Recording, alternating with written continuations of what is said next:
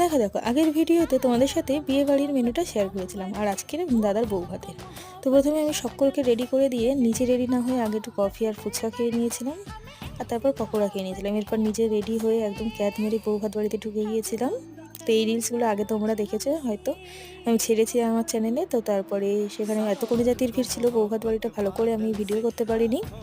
তো তারপর একদম ফাঁকা বৌভাত বাড়িতে ভিডিও করে একটু ফুচকা খেয়ে লাস্ট ব্যাচে সকলের সাথে মজা করে খেতে বসে গেছিলাম। এবং ঘরোয়া পদ্ধতিতে রান্নাবান্না হয়েছিল সমস্তটা, ছিমছাম সামান্য একদম। তো প্রথমে দিয়েছিল ভাত, তারপর দিয়ে দিয়েছিল ডাল আর বেগুনি, আর এটা দিয়ে খাওয়ার পর দিয়ে দিয়েছিল কাতলা মাছ কড়াইশুঁটি দিয়ে কষা কষা করে কালিয়া।